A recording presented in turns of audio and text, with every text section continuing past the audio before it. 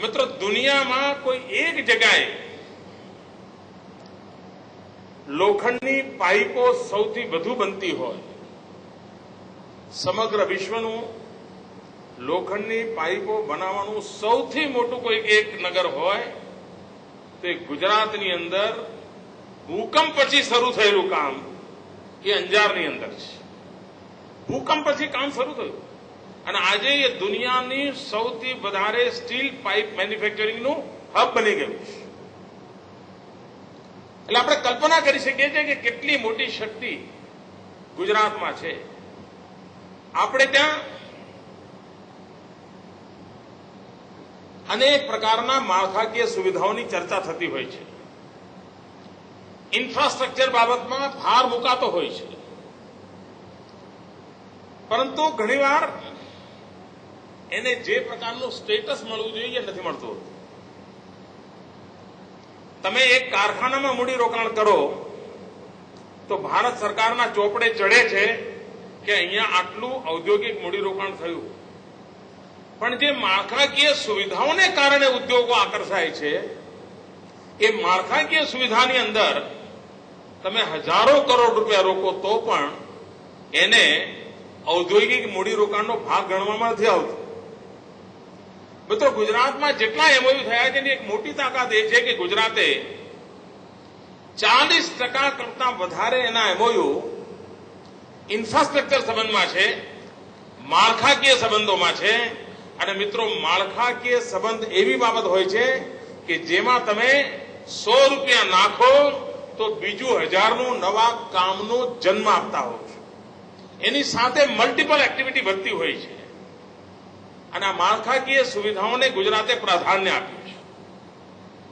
અને ગુજરાતની આ પ્રોએક્ટિવ ગતિવિધિને કારણે, પ્રોગ્રેસિવ એટીટ્યુડને કારણે, અગાઉથી માળખાકીય સુવિધાઓને બળ પ્રદાન કરવાને કારણે કોઈ પણ ઉદ્યોગકારને શરૂઆતમાં જે નાની મોટી અગવડો પડે એમાંથી આપોઆપ ઉભરી જતો હોય છે અને બાકી કામો એના ઝડપથી આગળ વધતા હોય છે. પરંતુ એક ક્ષેત્ર એવું છે કે જેમાં ભારતે બહુ ગંભીરતાથી જોવાની જરૂરિયાત મને લાગે છે અને એ છે એગ્રીકલ્ચર ઇન્ફ્રાસ્ટ્રક્ચર. ખેતીના સંબંધમાં માળખાકીય સુવિધાઓ અને તેમાંય મુખ્યત્વે પાણી પહોંચાડવું અને ઉત્પાદન થયેલો પાક બજાર અને ગ્રાહક સુધી પહોંચાડવું, આવી ટુ વે ચેનલ, એના ઇન્ફ્રાસ્ટ્રક્ચરને પ્રાધાન્ય સમગ્ર દેશમાં આપવાની આવશ્યકતા છે. અને હું માનું છું કે જે ઉદ્યોગ દોશિયાન દ્વારા અહીંયા શરૂ થયો છે તે એ માળખાકીય સુવિધાઓ જે ઇરિગેશનની દુનિયા માટે અનિવાર્ય છે એને બળ આપનારું એક એકમ બની રહેશે અને એના કારણે ઔદ્યોગિક વિકાસને એગ્રીકલ્ચર સેક્ટરમાં લાભ થશે. એ જ રીતે ગઈકાલે પ્રધાનમંત્રીનું નિવેદન મેં જોયું. પ્રધાનમંત્રી વિદ્વાન છે, અર્થશાસ્ત્રી છે, બીજી વાર પ્રધાનમંત્રી બન્યા છે એટલે અનુભવ પણ છે. પણ મને આશ્ચર્ય થયું કે એમણે ગઈકાલે એમ કહ્યું કે વરસાદ ઓછો પડવાને કારણે, પાણીના સંકટને કારણે મોંઘવારીને રોકી નહીં શકાય. મિત્રો, પ્રધાનમંત્રીનું આ એક વાક્ય ઘણા મોટા સંકટો પેદા કરી શકે છે, અનેક નવી સમસ્યાઓ પેદા કરી શકે છે. કયા સંજોગોમાં એમણે કહ્યું મને ખબર નથી, પણ મને એમ લાગે છે કે સારું થાત અગર પ્રધાનમંત્રીએ વિશ્વાસપૂર્વક એમ કહ્યું હોત કે ભલે કદાચ આ વખતે વરસાદ વધતો ઓછો હશે પણ વોટર રિસોર્સ મેનેજમેન્ટ કરીને પ્રાપ્ય પાણીમાંથી વધુમાં વધુ ઉત્પાદન કરીને 100 કરોડ દેશવાસીઓનું પેટ ભર્યું છે એટલું નહીં, દુનિયાના લોકોનું પણ પેટ ભરવાના સામર્થ્ય સાથે હિન્દુસ્તાનનો ખેડૂત આગળ જશે. કોઈએ ગભરાવાની, ચિંતા કરવાની જરૂર નથી. આવો એક વિશ્વાસ વ્યક્ત કરવાની આવશ્યકતા હતી. કાશ દેશના પ્રધાનમંત્રીએ કાલે જાહેરાત કરી હોત કે આ દેશની નદીઓનું પાણી સમુદ્રમાં વહી રહ્યું છે અને એના કારણે મહામૂલી સંપત્તિ વેડફાઈ રહી છે.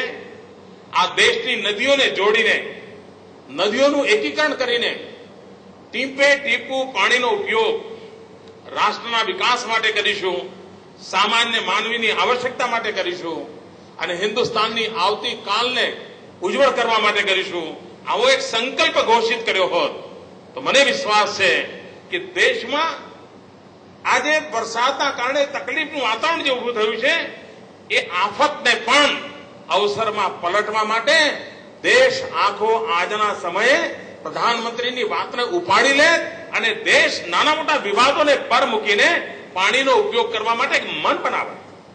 હું આજે સાર્વજનિક રીતે દેશના પ્રધાનમંત્રીને આગ્રહ કરું છું, વિનંતી કરું છું કે સંકટ હશે, વરસાદ ઓછો થયો હશે, પાણીની અગવડ હશે, પરંતુ તેમ છતાંય ભારતના પ્રધાનમંત્રી નેતૃત્વ કરે, સમગ્ર દેશમાં rain water harvesting, water conservation, water recycling, river grid, આ બધી જ બાબતોને એનો ઇનિશિયેટિવ લે, એનું નેતૃત્વ પૂરું પાડે અને જ્યારે સંકટ હોય છે ત્યારે સમાજ જોતરાઈ જતો હોય છે, જોડાઈ જતો હોય છે, સમાજ પોતે ઉર્જા બની જતો હોય છે. એક અવસર છે અને દેશની નદીઓને જોડવાનો કેટલો લાભ થાય છે એ ગુજરાતે બતાવ્યું છે. આપણે 20 નદીઓને જોડાણ કર્યું છે, 20 નદીઓનું આખા દેશમાં. મિત્રો, અમદાવાદની અંદર સાબરમતીમાં નર્મદાનું પાણી વહે છે અને આખું અમદાવાદ જાગતું થઈ ગયું અને કેટલા બધા એના લાભ થયા છે. સાબરમતીમાં નર્મદાનું પાણી વહેવાને કારણે એકલા અમદાવાદ મ્યુનિસિપલ કોર્પોરેશનનું વાર્ષિક વીજળીનું બિલ 16 કરોડ રૂપિયા ઘટ્યું છે, જે જમીનમાંથી પાણી ખેંચવા માટે વપરાતું હતું. સાબરમતીમાં નર્મદાનું પાણી આવવાના કારણે પાણીના તળ ઉપર આવ્યા. પહેલા જે ટીડીએસ હતો એ ટીડીએસ 10મા ભાગનો થઈ ગયો. એટલે એક પ્રકારનું શુદ્ધ પાણી પીવા મળવા માંડ્યું. શુદ્ધ પાણી મળ્યું, સીએનજી આવવાના કારણે શુદ્ધ હવા મળી અને પરિણામે આરોગ્યના ક્ષેત્રે પણ એક બદલાવ જોવા મળે છે.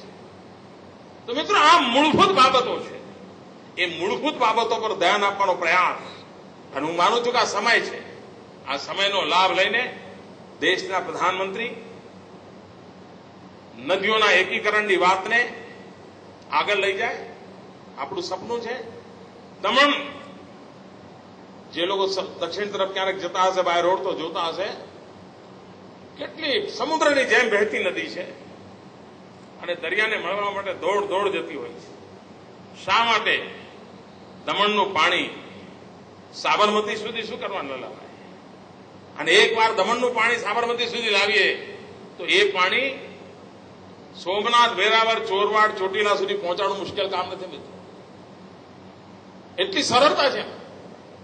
પણ આવા જો નિર્ણયો થશે તો દેશમાં પાણીના સંકટને એક અવસરમાં પલટીને માત્ર 100 કરોડ દેશવાસીઓનું નહીં, વિશ્વની ઘણી મોટી જનસંખ્યાનું પેટ ભરવાનું સામર્થ્ય હિન્દુસ્તાનની ધરતી પર આપણે પેદા કરી શકતા હોઈએ છીએ.